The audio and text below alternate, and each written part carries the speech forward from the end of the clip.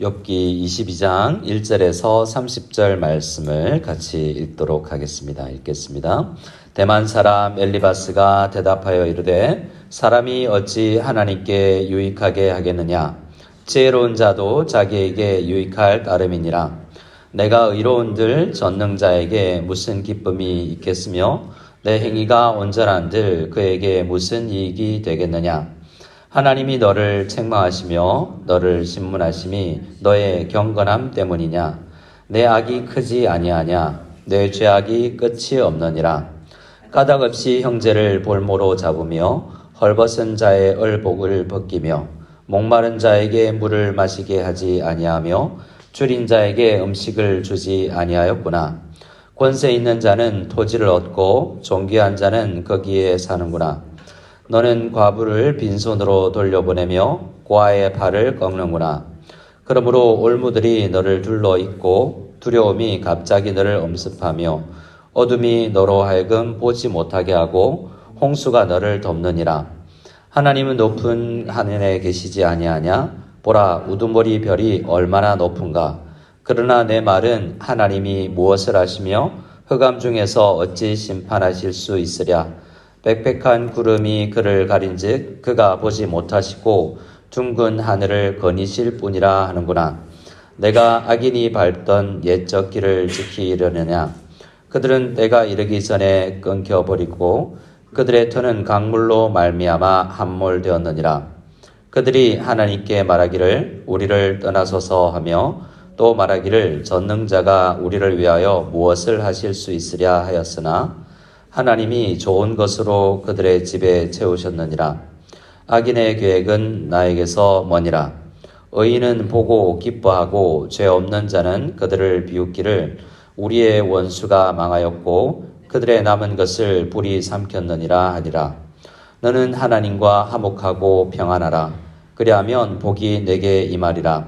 청하건대 너는 하나님의 입에서 교훈을 받고 하나님의 말씀을 내 마음에 두라. 내가 만일 전능자에게로 돌아가면 내가 지음받을 것이며 또 내 장막에서 불의를 멀리하리라. 내 보화를 티끌로 여기고 오빌의 금을 계곡의 돌로 여기라. 그리하면 전능자가 내 보화가 되시며 내게 고귀한 은이 되시리니 이에 내가 전능자를 기뻐하며 하나님께로 얼굴을 들 것이라. 너는 그에게 기도하겠고 그는 들으실 것이며 너의 서원을 내게 갚으리라. 내가 무엇을 결정하면 이루어질 것이요 내 길에 빛이 비치리라. 사람들이 너를 낮추거든 너는 교만했노라고 말하라. 하나님은 겸손한 자를 구원하시리라. 죄 없는 자가 아니라고도 건지시리니 내 손이 깨끗함으로 말미암아 건지심을 받으리라. 아멘. 욥과 친구들의 대화가 여러 번 오갔습니다. 오늘은 이 마지막 대만 사람 엘리바스가 마지막으로 이야기를 하는 장면인데요. 논리적인 발전이 전혀 없습니다. 평행성만 이렇게 그어져서 계속 같은 길을 가고 있는 것 같죠. 욥을 향해서 우리가 늘 이야기하는 인과응보, 이 기계적인 인과응보론만 포기하지 않고 있고 계속해서 그것을 욥에게 강요합니다. 하나님의 뜻이라는 신학적인 확신 때문에 그렇게 하는 것인데요. 이것을 보면 성경 말씀은 참 정확한 하나님의 오류 없는 말씀이지만 우리 모두는 신학자라 할지라도 우리의 죄성은 이 오류를 만들어낼 수 있어서 모든 신학 체계도 항상 말씀 앞으로 가서 점검해야 되는데 오늘 이 엘리바스라는 나이 많은 신학자라고 할 수 있는 이 성도는 이 신학을 점검하지 않고 그것에 대해서 확신을 가지고 나아갑니다. 신약 성경에서 보았던 예수님을 말씀으로 죽였던 이 바리새인들과 다를 바가 없는 그 모습이라고 할 것입니다. 우리가 욥의 끝을 알고 있기 때문에 우리가 시작과 끝을 아는 입장에서는 친구들이 말하는 것에 오류를 지적할 수 있지만 우리도 이 현장에서 살아가고 우리가 살아가는 현장에서는 우리 자신이 잘 보이지 않는다는 것을 생각하고 이 지금 엘리바스가 걷는 오류에 우리도 빠지지 않도록 해야 되겠습니다. 친구는 이 엘리바스는 이 점점 논리는 계속 이어져 가고 있지만 마음의 상태는 좀 바뀌어 있습니다. 오늘 말씀에 보면 감정적인 단어들과 또 비꼬는 말들, 이게 직접 말로 들었다면 상당히 기분 나쁠 투로 이야기하고 있음을 보게 됩니다. 2절부터 사람이 어찌 하나님께 유익하게 하겠느냐, 지혜로운 자도 자기에게 유익할 따름이라. 내가 의로운들 전능자에게 무슨 기쁨이 있겠으며 내 행위가 온전한들 그에게 무슨 이익이 되겠느냐라고 이야기하면서 우리 인간은 하나님께 아무리 잘해도 영향이 미치지 못하고 아무리 못해도 그를 움직일 수가 없는 존재다라고 이야기하면서 무엇을 이야기하려고 하냐면 하나님에게서 뭔가 찾으려고 하지 마라. 문제가 있다면 피조물의 상태에서 문제에서 찾아야 된다라고 이야기합니다.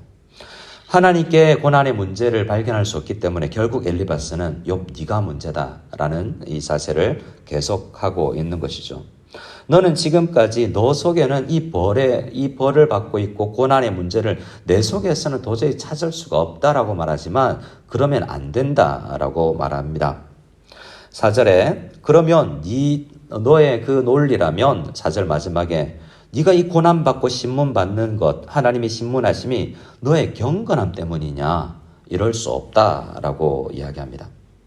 내 악이 크지 아니하냐? 내 죄악이 끝이 없느니라 라고 말하면서 너 자신에게서 왜 문제 못 찾니? 왜 인정을 하지 못하니? 라고 계속 비웃고 비꼬는 투로 말을 하고 있습니다. 지금까지 친구들은 구체적으로 신학에 의하면 이렇다, 신학에 의하면 이렇다라고 말을 해왔는데요. 욥이 구체적으로 무슨 잘못을 했는지는 말하지 않고 네가 환난 당하고 있지 이게 증거야 라고만 이야기했습니다. 근데 욥은 그 속에서 내가 당하는 건 맞지만 이유를 모르겠다고 이야기했죠. 그때 엘리바스가 6절부터 그 이유를 지적해 줍니다.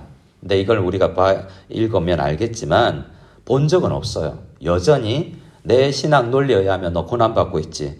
이런 문제를 행한 사람은 이 정도로 받아 라고 이야기하는 상상의 산물입니다. 6절에 까닭 없이 형제를 볼모로 잡으며 헐벗은 자의 얼복을 벗기며 목마른 자에게 물을 마시게 하지 아니하며 줄인 자에게 음식을 주지 아니하였구나 라고 이야기를 하면서 너는 이런 일을 행하면 이런 벌을 받는 거다 라고 이야기하고 8절에는 권세 있는 자가 토지를 얻고 라고 이야기하면서 네가 지금까지 너의 권세를 이용해서 약한 사람들 이용해서 땅을 늘려갔다. 네가 가진 부는 다 너의 죄로 얻은 거야 라고 이야기를 하는 것입니다. 존귀한 자는 거기서 사는구나 라는 것은 지금까지 좋은 집에 살았지 그거 네가 존귀하게 잘 살기 위해서 남에게 악을 행한 거 아니냐라고 따지고 있습니다. 결국 9절에 그것을 줄여서 너는 과부를 빈손으로 돌려보내며 고아의 팔을 꺾었다라고 이야기를 합니다. 본 적은 없습니다. 그가 상상해낸 거예요. 하나님도 그렇지 않다고 이야기했고 욥기 31장에 가면 욥이 자기 변명을 길게 하는데요. 그 속에서 나 그런 적 없다라고 말합니다. 욥은 욥기 31장 16절에 내가 언제 가난한 자의 소원을 막거나 과부의 눈으로 하여금 실망하게 하였던가 나만 혼자 내 떡덩이를 먹고 고아에게 그 조각을 먹이지 아니하였던가. 실상은 진짜 내가 어떻게 살아왔냐면 내가 젊었을 때부터 고아를 기르기를 그의 아비처럼 하였으며 내가 어렸을 때부터 과부를 인도하였느니라 라고 말을 했습니다.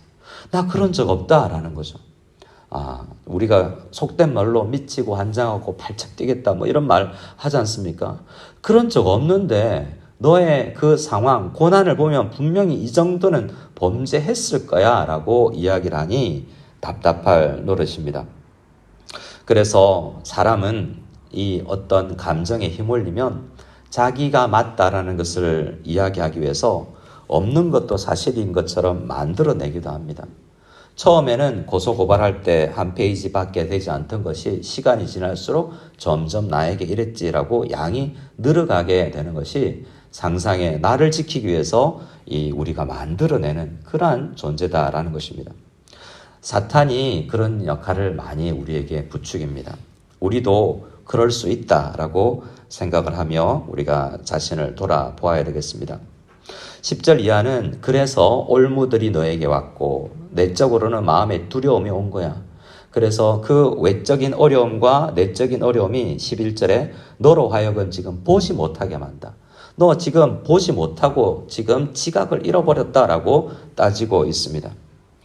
12절 말씀에 하나님은 높이 계신데 별이 높은데 그 위에 계시니 모든 것을 조망하시는 분인데 너는 지금 무슨 말을 하고 있냐면 13절부터 하나님 높이 계시지. 그런데 빽빽한 구름이 14절에 가려서 못 보는 것 같다. 이런 말 하는 거 아니냐. 하나님이 너 알고 계신다. 빨리 회개해라. 이런 말이죠. 그래서 결국 어떻게 되냐면 15절에 악인이 밟던 옛적 길을 너도 계속 가려느냐? 악인의 결국이 어떤지 알지? 근데 너는 지금 그 결말도 이르기 전에, 때가 이르기 전에 길이 끊겨버렸고 홍수가 나서 다리가 끊겨버린 것처럼 그 멸망에 치닫기도 전에 이미 망해버렸다. 이렇게 이야기합니다.